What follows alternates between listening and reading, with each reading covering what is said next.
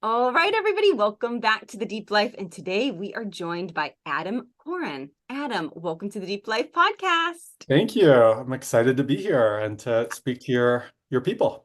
Oh, Adam, we are just chomping at the bits to dive deep. Actually, this is going to be, I think, a really fun conversation because you've been a coach for over 20 years, and what you do is help people with finances and productivity.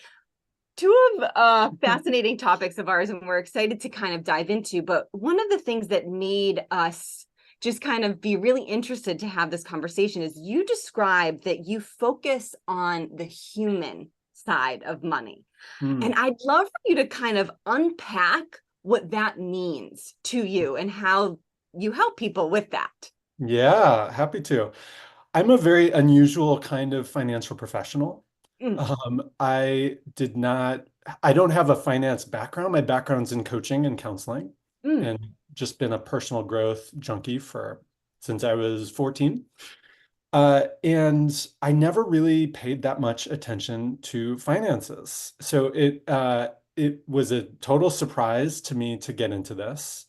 But what I realized was, um, so nobody gets any training in personal finance. We don't really talk about it much, at least in any detail. And the thing that took me, once I started doing this, the thing that took me years to figure out was that just about everyone I talked with had an expectation of themselves. I should know what I'm doing with my finances. I'm an adult.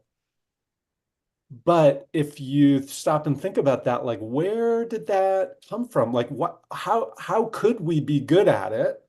Just like relationships or sex or communication, like all these things that actually take some like work and learning and experience, but and yet we think we should just be good at it. So anyway, that's that insight by itself is pretty fundamental to the work I do, is helping people realize, oh, there's no reason I should already be good at it, and just kind of starting to get interested in leaning in and getting into it for themselves.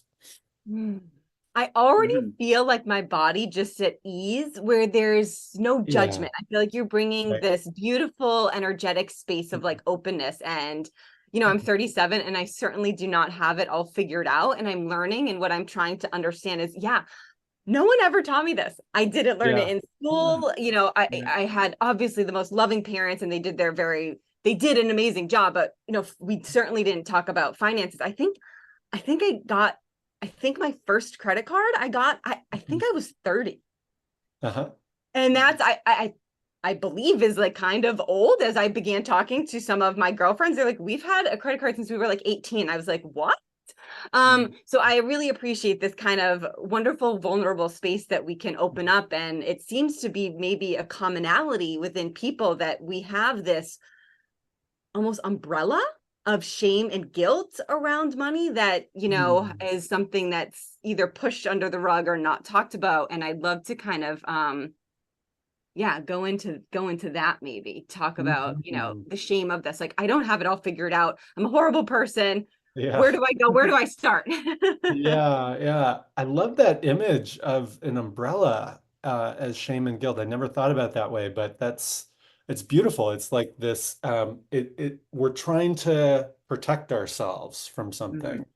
Um, and and unfortunately that while that's of course a beautiful intention to protect ourselves, it oftentimes when there's that shame or guilt that can that can steer us away from actually looking at it and dealing with it because it's so uncomfortable. We feel all those feelings. We don't want to feel that. So let me just not think about that. And usually financial stuff is not urgent. Like, if your credit card bill is getting higher and higher, there's never a moment where you have to like make a change.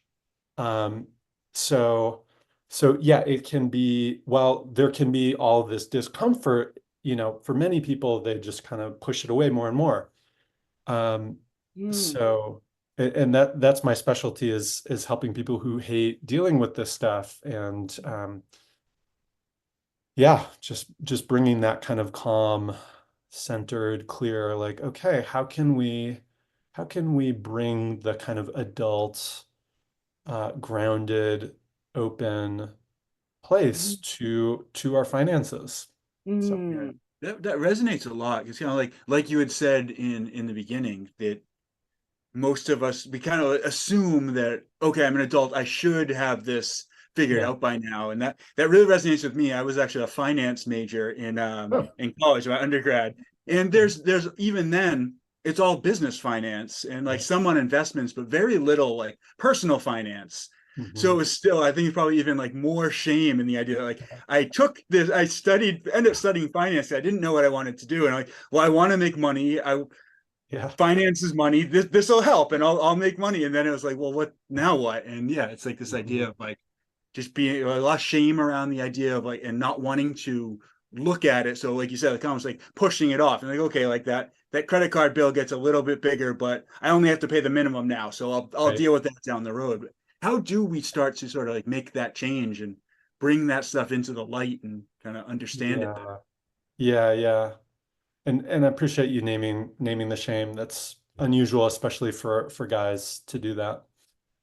Um, yeah, so I think the first thing is just, the way that we tend to move away from it, if the more we can actually just be with that discomfort and lean back in toward it and go, okay, what is going on here? And I find just talking it through with people is super helpful. Mm. Whether it's a close friend or a partner or a coach Mm. or a financial advisor, a therapist. Just yeah, just bringing it out of the shadows and into the light can just really be helpful in de-shaming. Like shame is so much an isolating phenomenon. Mm-hmm. We think there's something wrong with us, and that's why I wanted to start at the beginning with the message of like, wait, we think we should know what we're doing. There's no reason for that. There's no reason you should know what you're doing with your finances.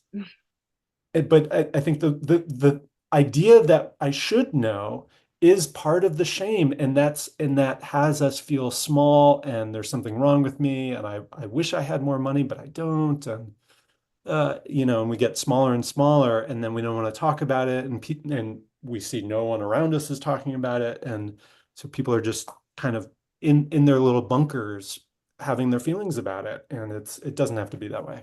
Mm. Yeah, shame is such a Mhm. big emotion and often one that we typically push under the rug. It's uncomfortable. Mhm. And you've thrown out a beautiful word, and Dan said it as well too. Us as adults feel Mhm. we need to have this. And I want to point that out because in my exploration of my own self-development and self-discovery, I'm realizing that a lot of the shame and guilt that I feel Mhm. is truly coming from a child.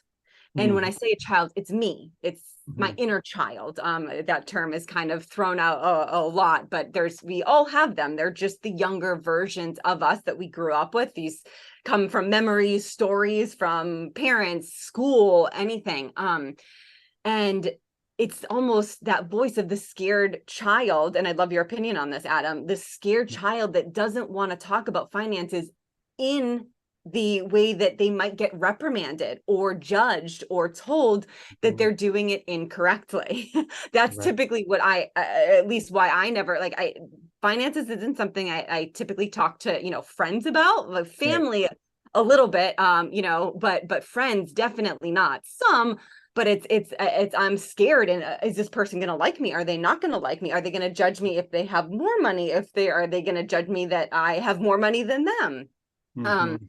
so Right. do you ever feel that, like, yes, this underlying possibly shame and guilt is just coming from like a younger version of ourselves? Yeah, definitely. Okay. That definitely resonates. And money can be so loaded. Mm. And yeah, I think there can be a lot of judgment. It matters so much. It matters so much for the quality of life that we can Mm. experience. Mm. And and yeah, Yeah. between friends, there are differences. Like sometimes people are around the same level and sometimes not. And that can be uncomfortable. And it can mean like somebody, like one friend wants to do something that the other friends can't do or could do, but it's not really what they would normally do. Yes, yes. Um, so Yeah. so yeah, so that can be difficult to face. And you also brought up the word adults, and I'd love to talk about that more too. What I've yeah, because it's a multifaceted word, and people often associate it with the like you should be an adult, like the responsible, like adult, meaning in talking about finances, like you should like get your shit together. I'm an adult now. I'm talking like this. Like I should get rid of my credit card debt, and I should have already been have this much for save for retirement. That's not what I mean. What I mean is like when I think about like eating ice cream, like as people who are above, let's say 18 or 20 or whatever, we can have as much ice cream as we want, right? We can just go buy it and The eat. best part of being an adult. Yeah, right.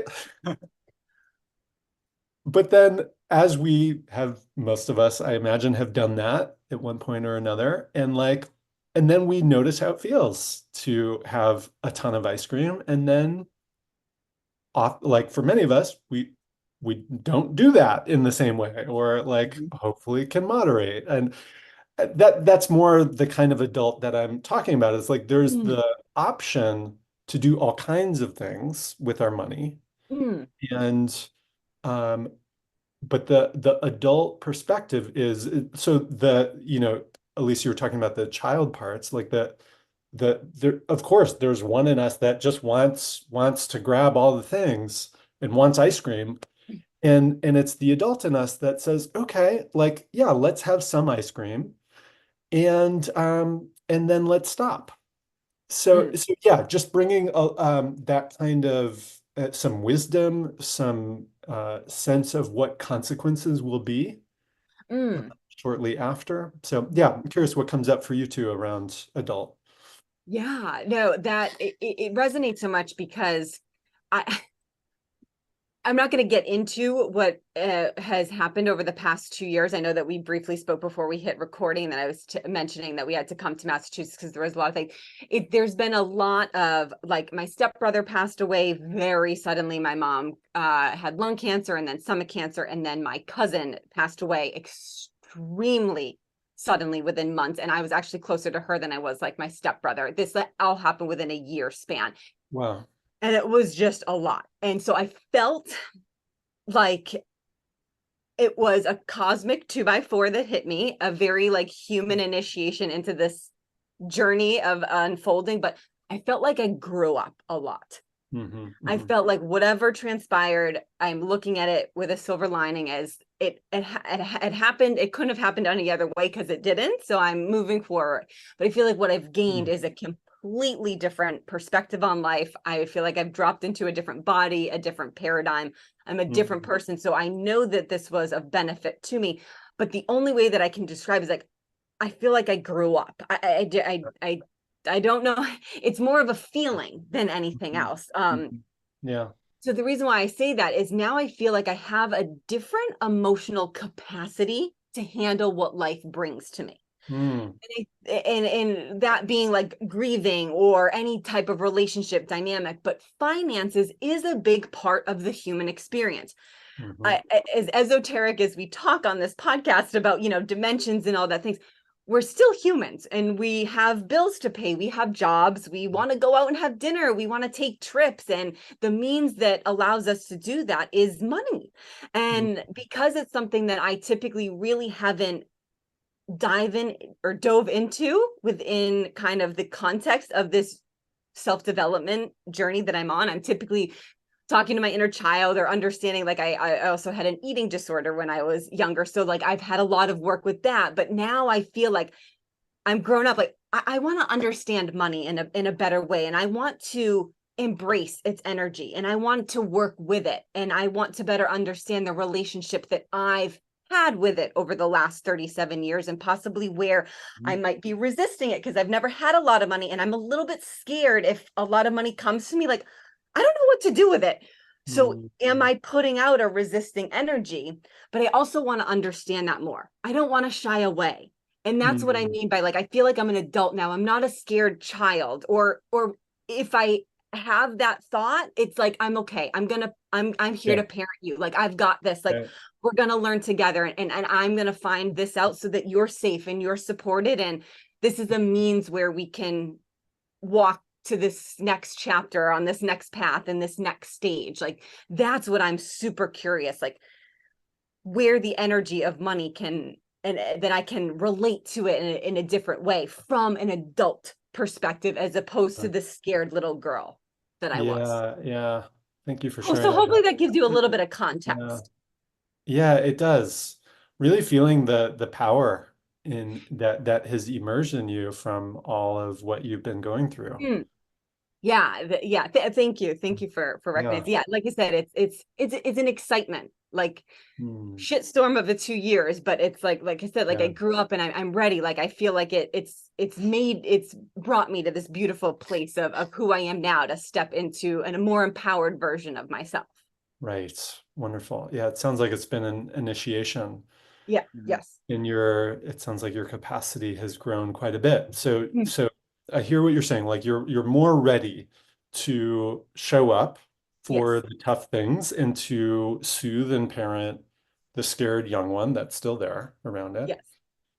So that's wonderful, and that's a lot of what I'm talking about here is like, Okay. Yes. and that's what I'm hoping for your listeners is that if this is resonating, if there's a sense of anxiety or avoidance towards their finances, that they can find in themselves what you're describing, that place of, I'm scared, but I can do this. Mm.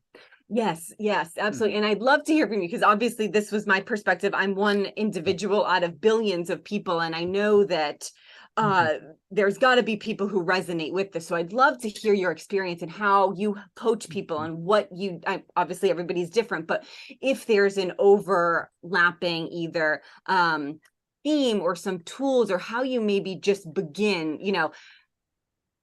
Mhm. bringing awareness to people who maybe don't have the awareness that I necessarily just had within the 2 years of, okay, yep, I've got the life's initiation, but other people who maybe haven't gotten to that point yet. Yeah, sure. Okay, yeah. I mean, and that's not necessary, but Okay. Yeah.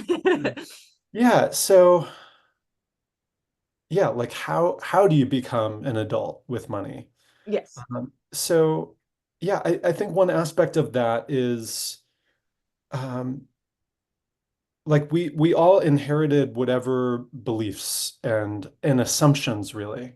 Assumptions about what money is, Mm. whether it's stressful, whether it brings conflict, what it's for, uh, what one does with credit, how one relates to saving and Mhm. retirement, all that stuff. Like we just like even if money was never talked about growing up, like we all got a sense from, because it's we learn, oh, this is really important, and yet people aren't talking about it if they're not.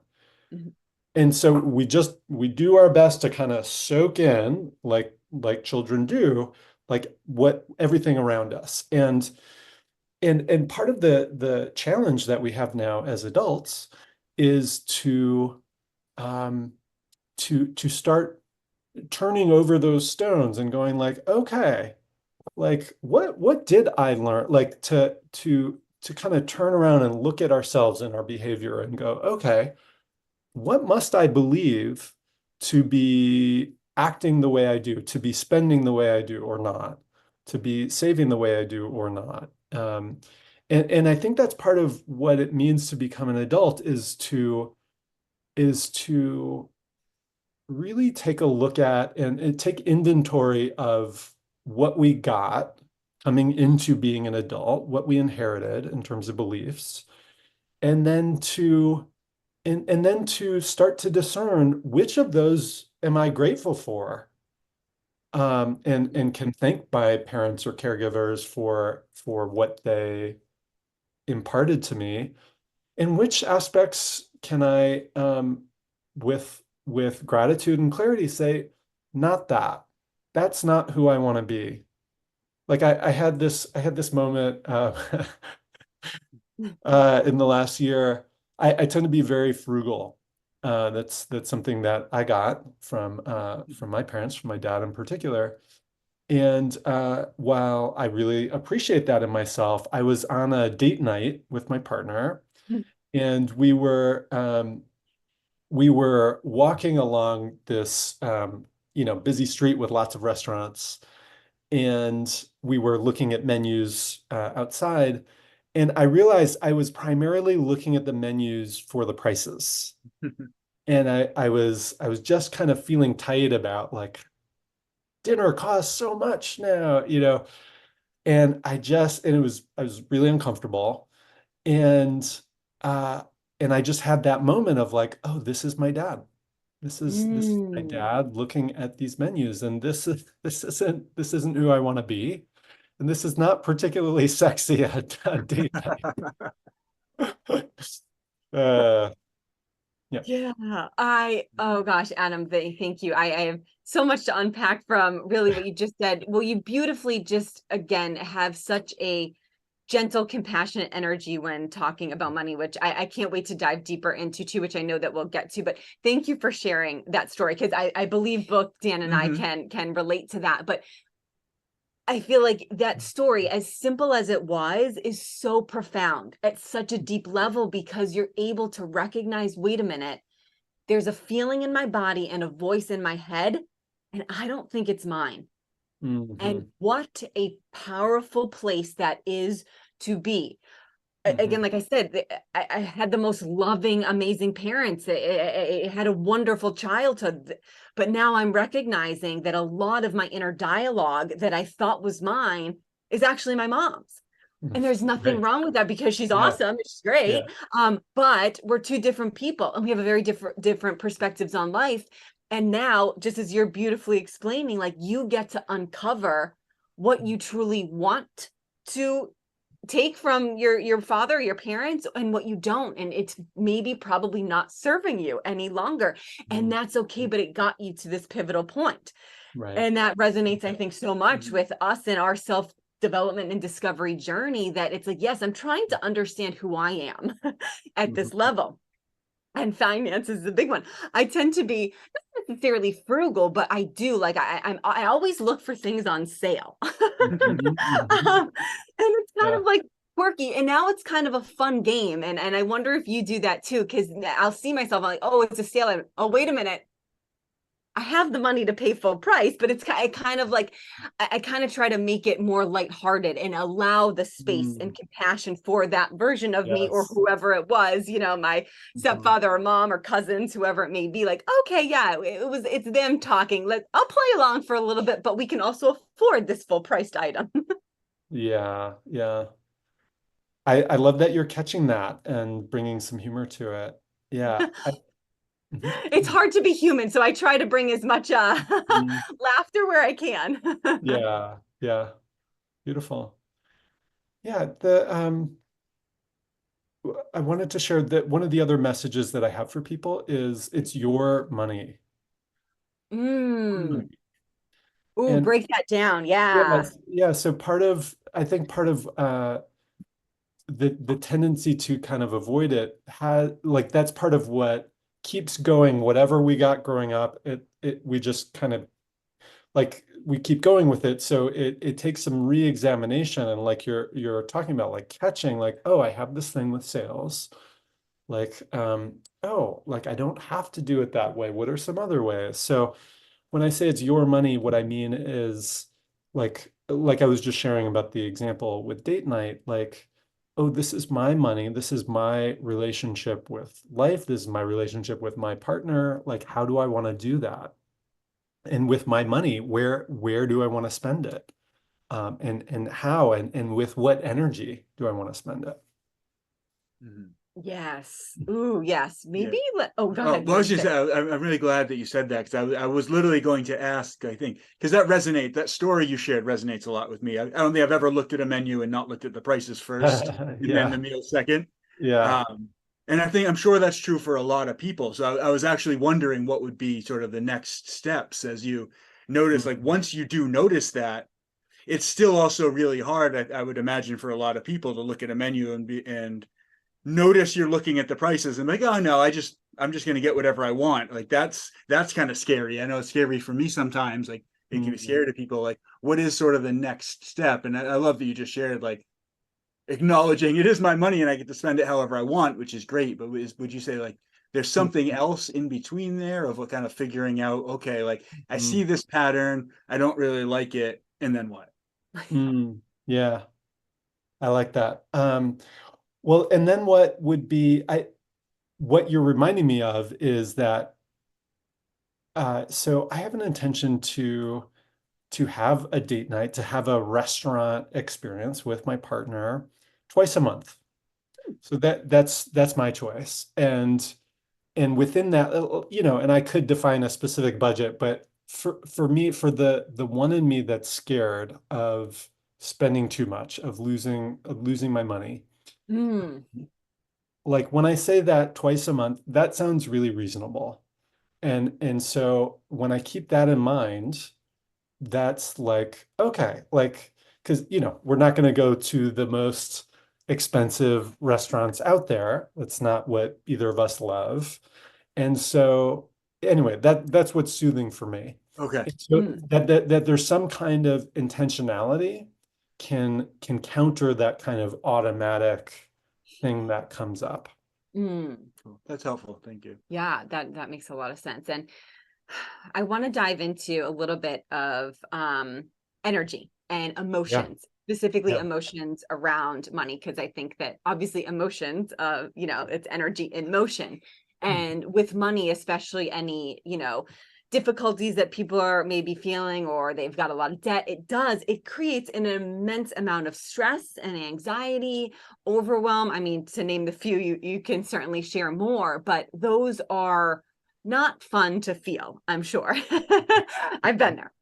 Mhm. So I'd love to uncover kind of maybe gathering more of an understanding of perhaps those underlying deeper issues of maybe what you're feeling about yourself in relation to money, and how that could be perceived, like within the relationship to yourself. And kind of like you're saying, we push money away a lot. I don't want to look at the bills, I don't want to look at the finances, but why? Is there a deeper reason why that may be?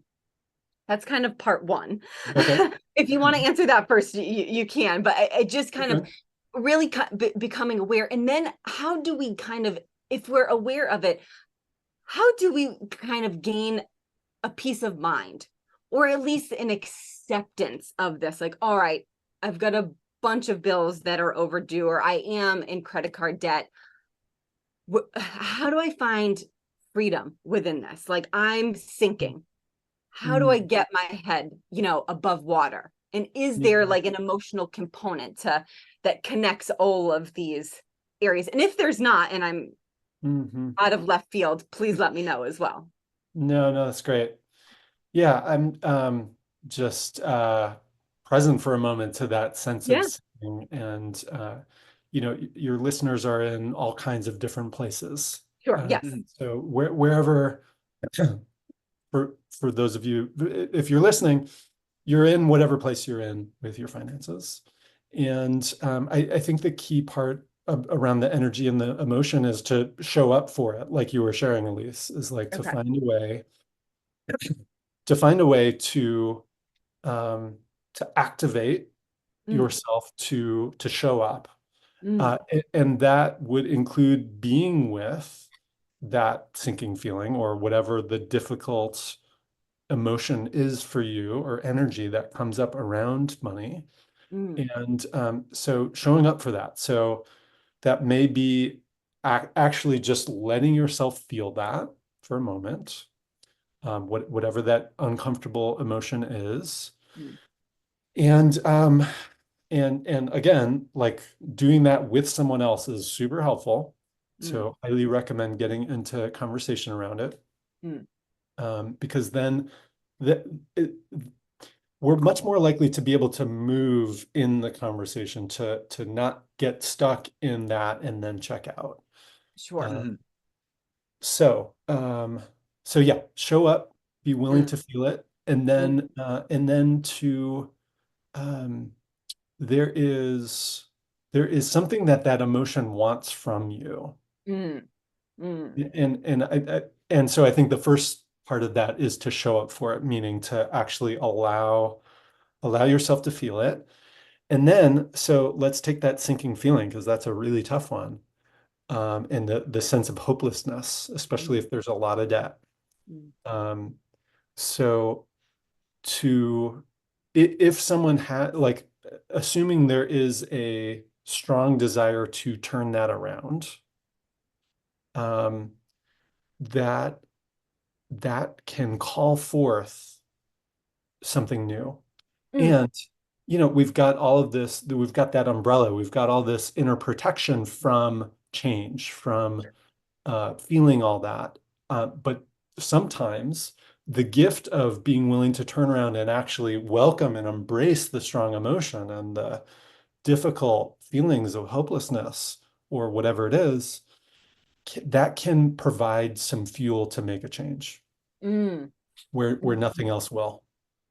Yeah, that makes sense. No, I think that that's beautiful. And having the space to allow these emotions and feelings to come and then go is, I think, again, such a big, Mhm. beautiful part of the human experience. And, Mm. our life here is so relative. Everything, like, it's in relation to everything. It's our relationship to people, it's our relationship to money, it's our relationship to our career, it's our relationship to nature, it's our relationship to our home and food and all these things. And it's a beautiful way that, as sentient beings, we're able to feel, and we can hold compassion for ourselves and anybody that may be going through it. Or if people are financially happy and free, like, that's also absolutely amazing too. Totally. I mean, that's a beautiful feeling to sit in, Mhm. especially if anybody who has had struggles or difficulties and then has received an abundance or are able to pay off their debt. I mean, that is, talk about freedom. I mean, that's probably just a beautiful place to sit too.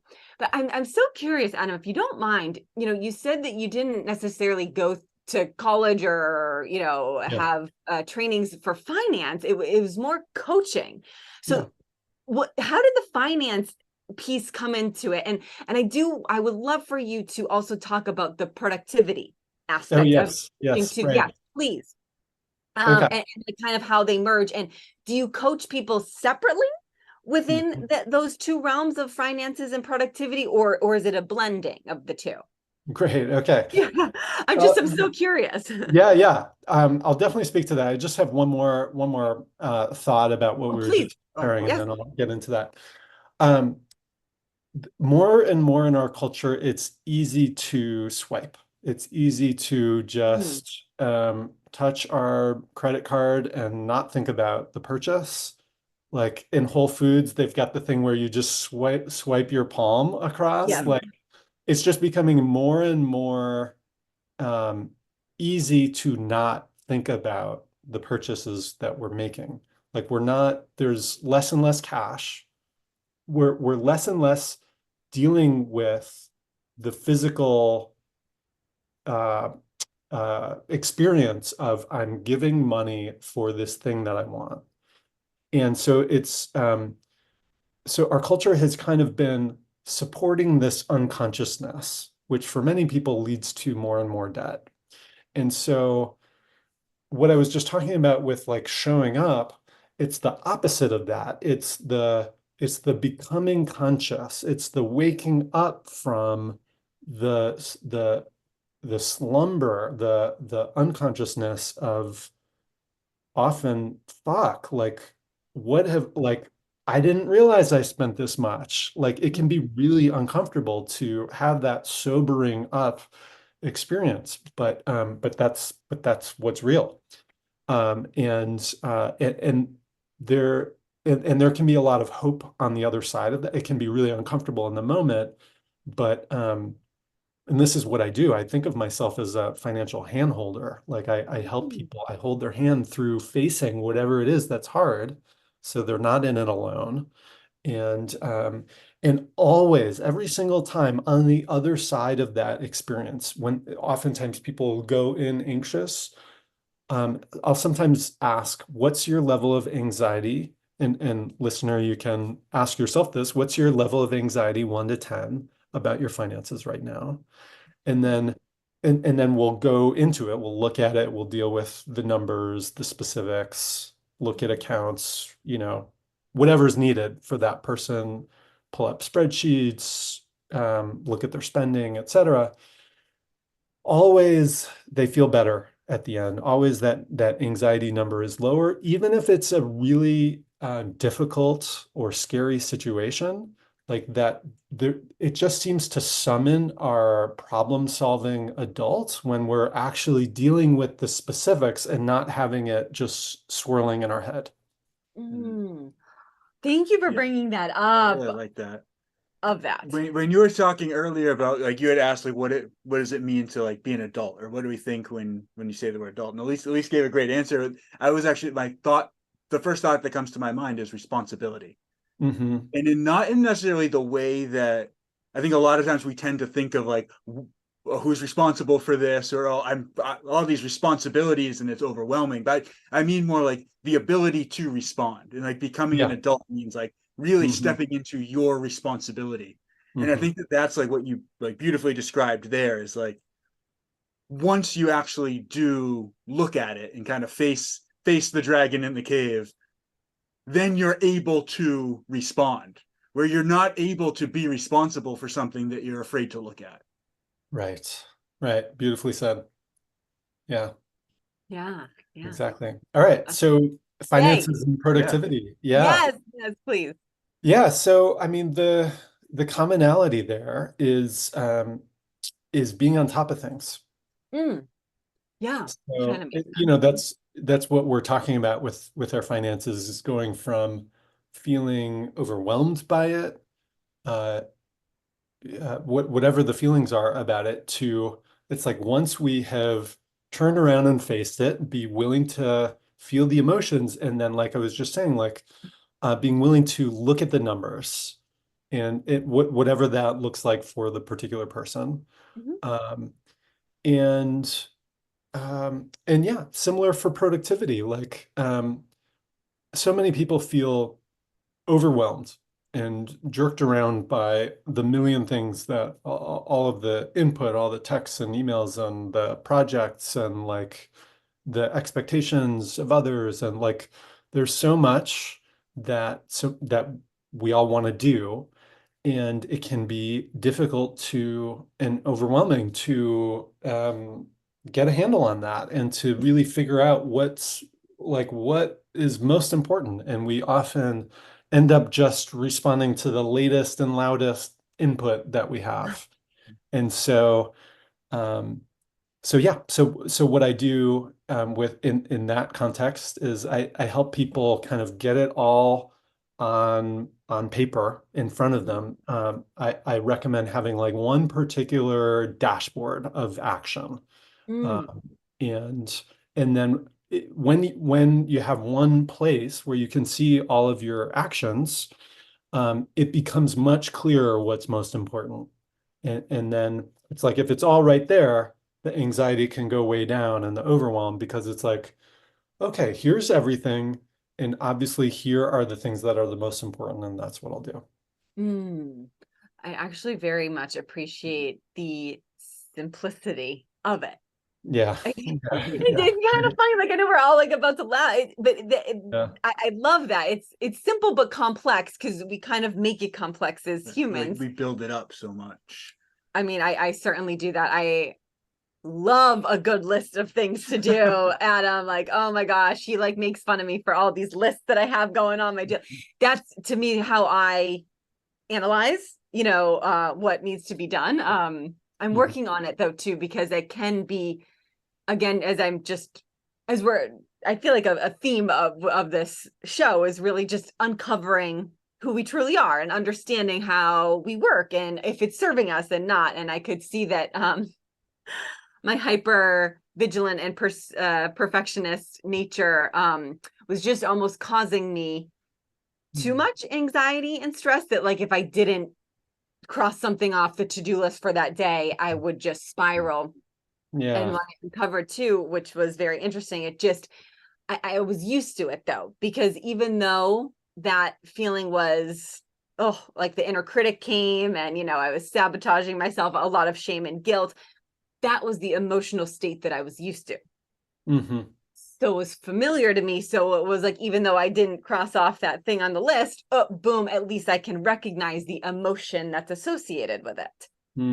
And I think that this actually kind of lends itself really to finances. So beautiful. I didn't even mean to make that correlation, but there you go. This is how I love these dialogues, and probably which is so profound for the clients and customers that you work with. It's having these conversations. Look at, yes. And that is something, yes, as we're talking and I'm thinking and reflecting back on the story that you so beautifully shared, you looking at the prices on the menu, boom, you're right back in that emotional state, which is something that you adapted as a child. Boom, same with me. I'm looking at the sales, even though I can afford the full price, it's bringing me back to that emotional state that I remember as a child. Nothing, this isn't a bad thing, right? This that's great if we can become aware of it, because as I am, and as you so beautifully stated, like, oh no, wait, that's my dad, or oh wait, no, that's you know, my aunt that said this. It's like, okay, I recognize that now, I feel it, but is there a counter feeling, or perhaps a higher, better feeling that I'm looking to achieve within this, you know, new financial paradigm, new prioritizing paradigm? Yeah. I like that. Yeah. What is the higher feeling? Like, yeah, how are you wanting to feel about it? And I like what you're saying. I think it does start with, in either case, it starts with being with whatever emotion is already there. And you know, I started with, I'm an unusual financial professional, and you know, to vastly generalize, most financial professionals are coming from this kind of logical, you know, let's just look at the numbers kind of place. And as we've been talking about, there can be such powerful emotions and such difficult emotions about it. And so with my counseling background, you know, part of where I'm coming from is like, yes, let's definitely talk about like whatever needs to happen with the money. And I'm expecting and ready for like that's going to bring up stuff. And so in my work, I really go back and forth with people. Like we'll talk about the practical, the numbers and what they mean. And then as emotions come up, we talk about that and be with that and make space for that. And then as that settles down, we go back to the practical. And so I kind of see my work as kind of in that middle ground between financial advisor and therapist. Yeah. I had that thought when you were talking before. Yeah, really the same one? Yeah, it's just so beautiful because, well, Dan's a personal trainer and holistic lifestyle coach. And I used to do nutrition coaching for his company, for our company. But we just would have a joke, because when you begin really working with people one-on-one and really trying to uncover their financial habits and needs and like their workout and eating habits, like you get to some deep stuff, and we would always say that we're their therapists as well. Yeah, totally. It just kind of naturally unfolds. And I was thinking that just be, like I said, like your energy, the compassion, like how you're speaking, like I can see this beautiful therapeutic nature that you bring. Thank you. I appreciate that. Yeah. Sometimes the work I'm doing is close to therapy. I'm not a therapist, but I mean, it can go very deep. And and it's probably very necessary, obviously, because we can talk about it obviously from like the health and fitness side, but the financial side, like you said, this is very deep work. And financial professionals, all of these people who are, going to college and getting their masters and so analytical and help. I mean, that's beautiful. We need them, because I certainly don't know that stuff, but they possibly don't have that emotional component that you're able to give. Like when you ever said you are a hand holder for that's just beautiful. It gives such a wonderful depiction of the caring, compassionate nature that you bring to this field that is, for I think a lot of people, and again, just speaking from experience of myself, can be very scary and overwhelming if there's shame with that. Yeah. Thank you. And that is my intention. And it's not meant to be patronizing at all. Oh, of course. Yes, of course. Yes. I, I, I just recognize there are places in my life where I need help, where I have just seen in my many years that I just suck at certain things, and I just need, like, I need something. I need to talk it through with someone, or I need someone's company as I do the hard thing. Like for me, for whatever reason, cooking is like, like we're talking about, like like cooking is for me, like finances is for many of my clients, where okay.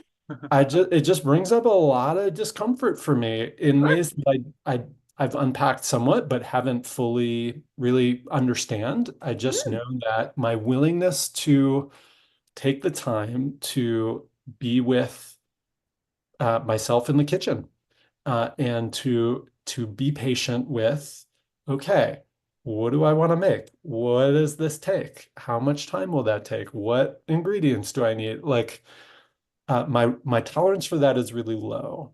And that is just a place where I have needed help. And I've hired a health coach to help me with that. And I talk about it with my therapist. And like anyway, I'm all that to say, when I say handholding with finances, I really, it's important to me to say, like, it's coming from a respectful place of course. We all need help in various areas, and in finances, happens to be an area where I'm naturally have leaned in and enjoyed it, and kind of figured out what I needed to figure out.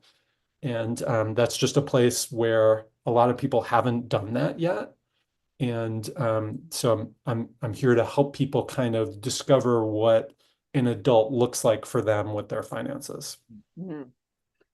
I'm glad you said that, just for the listener, but I think it's also pretty clear listening to you talk about these things. It's not coming from a place that's patronizing or, no, aggressive definitely. or in any way. Yeah, not at all. And thank you for sharing the vulnerability too. Yeah, we again, like I said, it's hard to be human. We all struggle in certain areas. I mean, can you possibly think of anyone who's doing like their absolute best and greatest in every single area? Like, I can't. I mean, if you can't, like, that's maybe like Buddha or Jesus, who were those guys. But I enjoy it too, because your unique capability to hold the space to be able to coach within finances and productivity is perfect for some people that are needing that. And then, you maybe hire a chef too, right? Like it's how the world works. Like we're all just helping people, and to be the own best unique version of ourselves,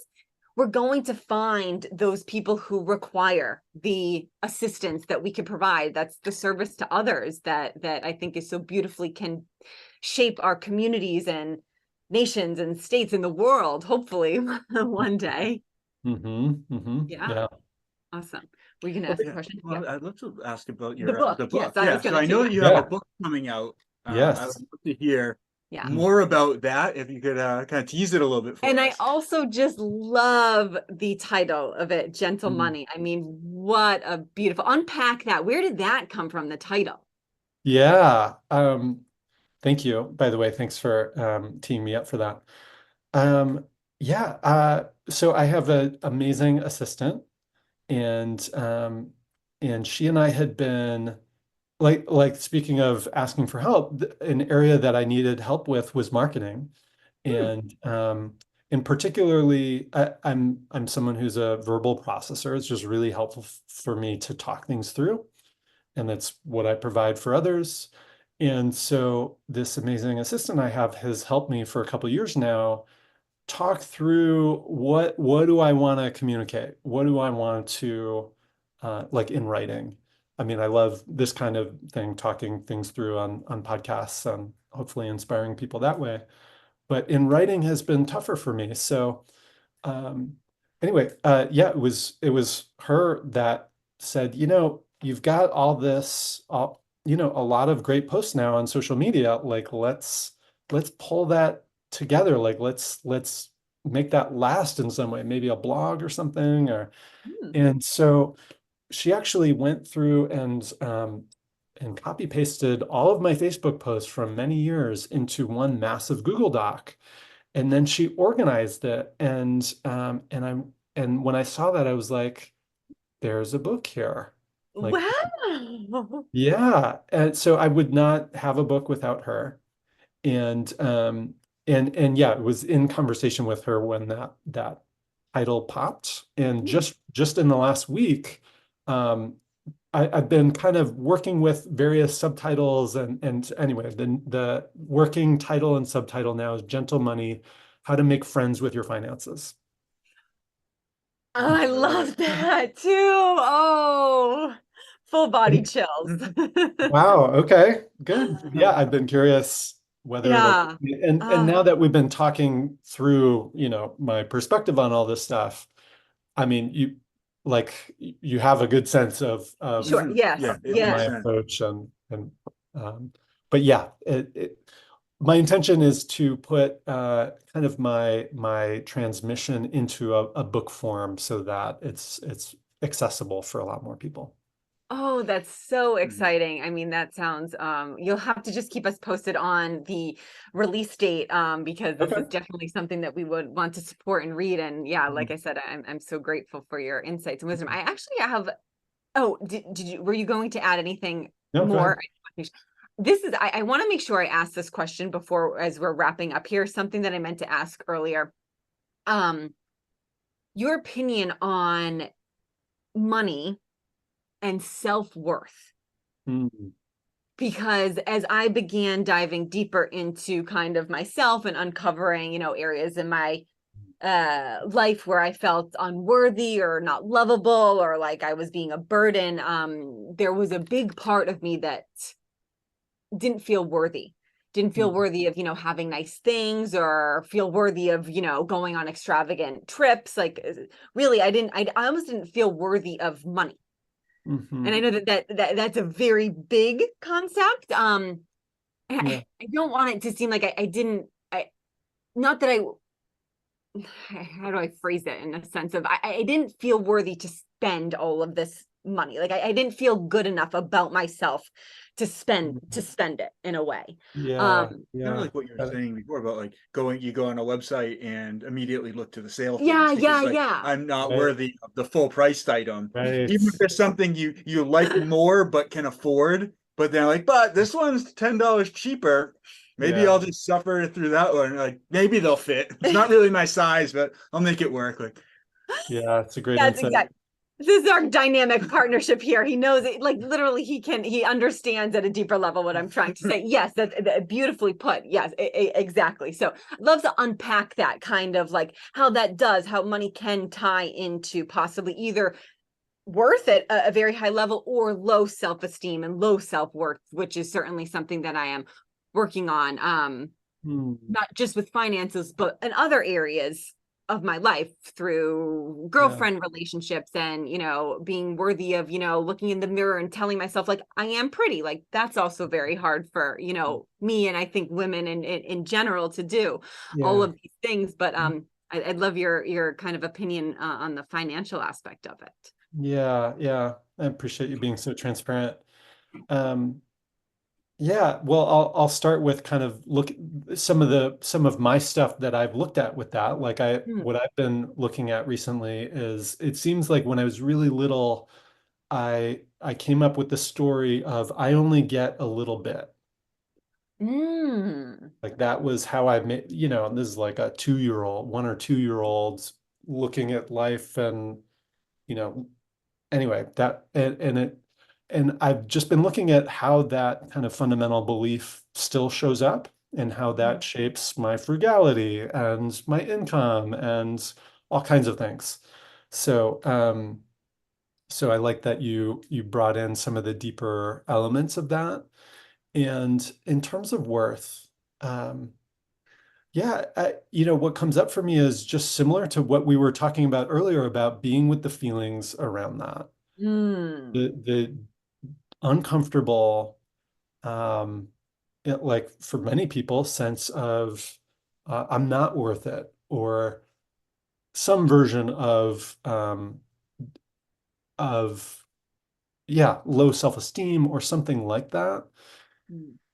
And then for some people there's a compensation on top of that of no, I am worth it, but that's often a kind of trying to overcome or trying to wipe away the fundamental feeling with it. So yeah, first I would say showing up with those feelings and facing it. And I think implicit in our conversation is like, obviously it's not true that I only should get a little bit. That is the story of a 1 or 2-year-old, Yeah.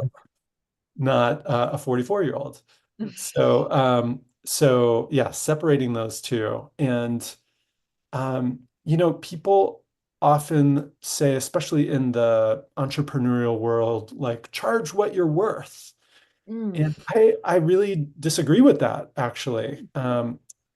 It's something I heard that I love, which is um, you are priceless. Like your worth cannot be contained and is almost like irrelevant to money.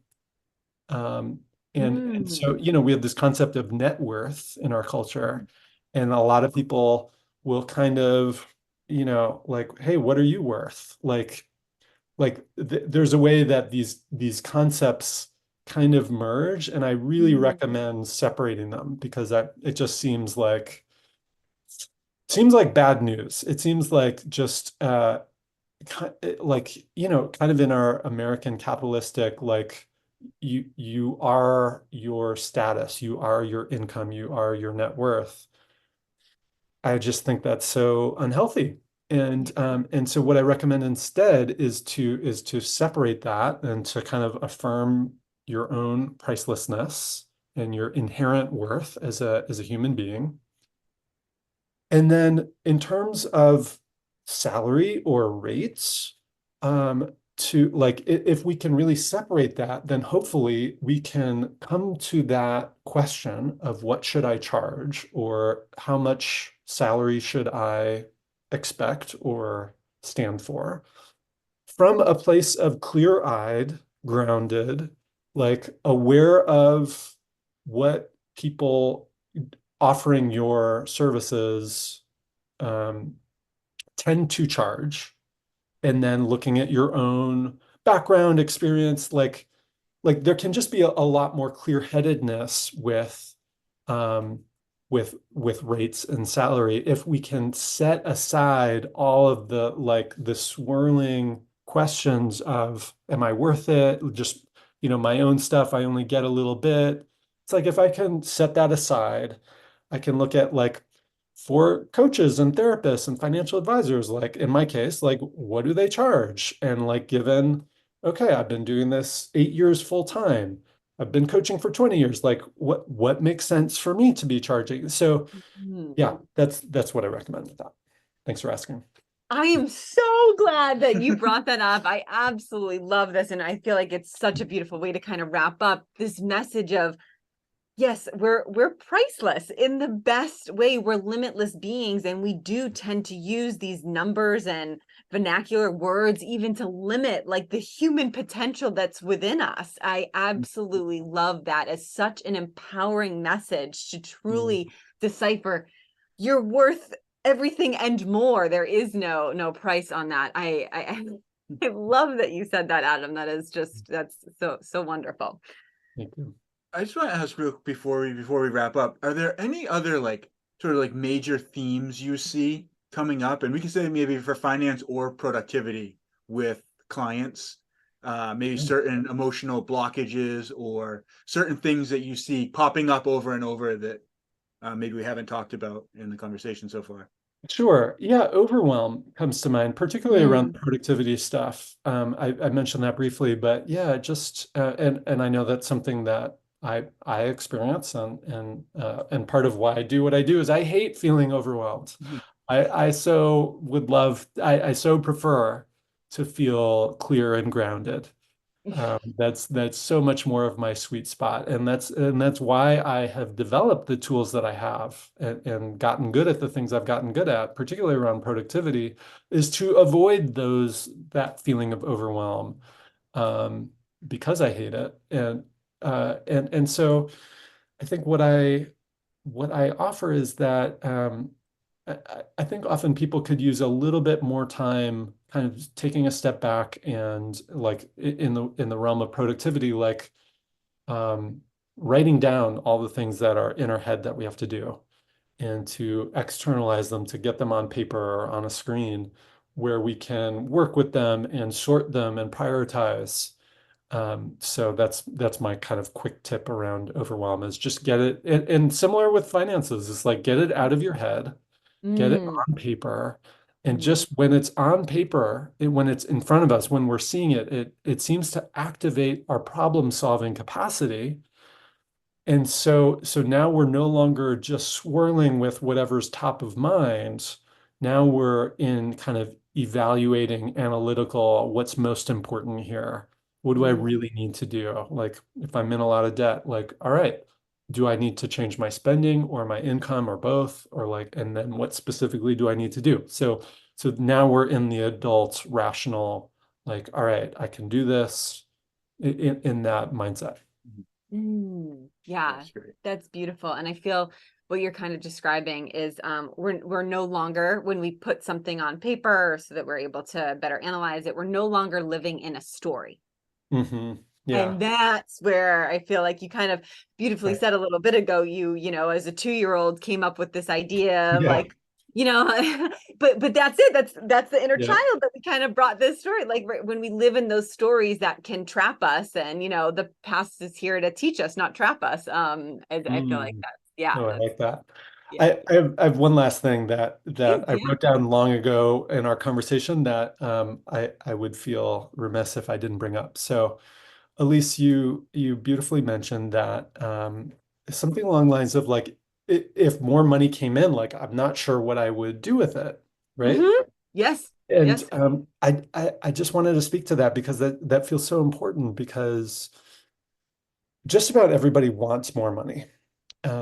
And I just think it's a really important question to ask ourselves, when more money comes, am I ready for it? Do I feel trustworthy?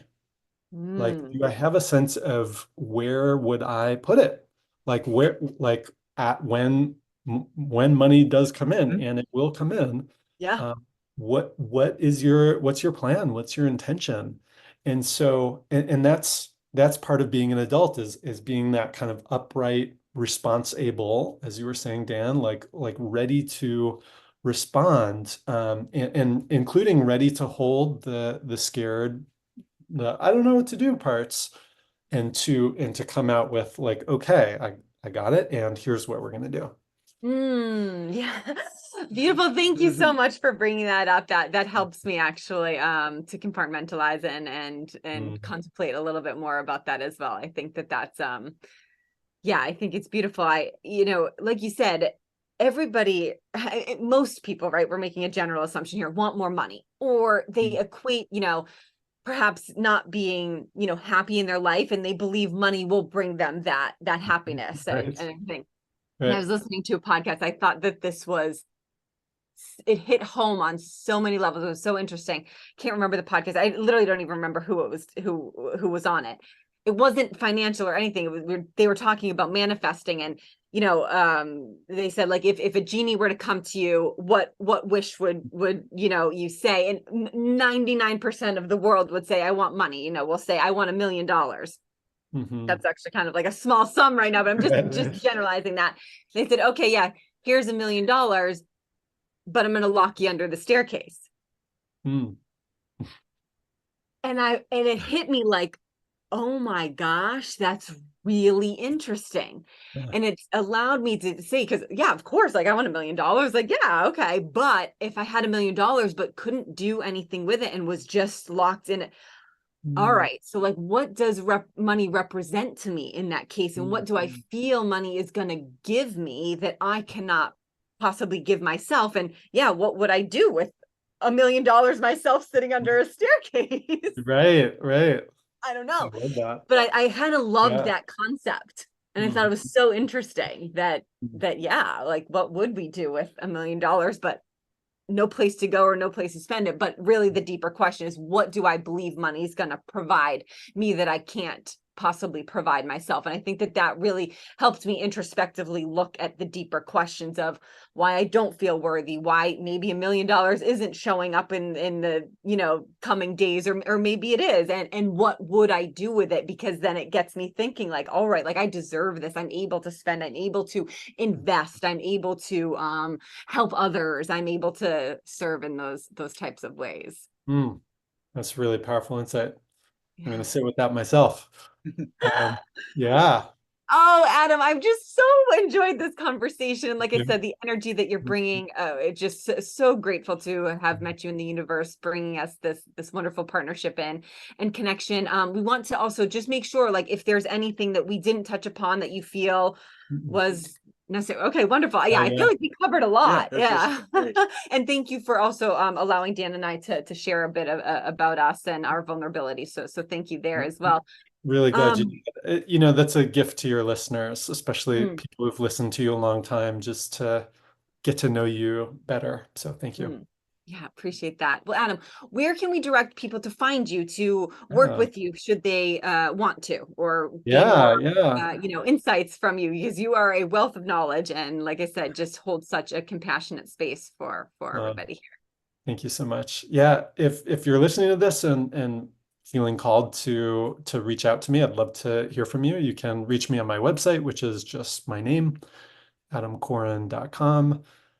And you can find me on Facebook and Instagram as well. But yeah, love hearing from listeners like this, and I love supporting people with this stuff. So feel free to reach out. Oh, Adam, again, thank you so much for joining us. Thank you so much, and we'll link all that in the show notes for anyone who's looking at the website. Thank you. This was such a pleasure. Awesome.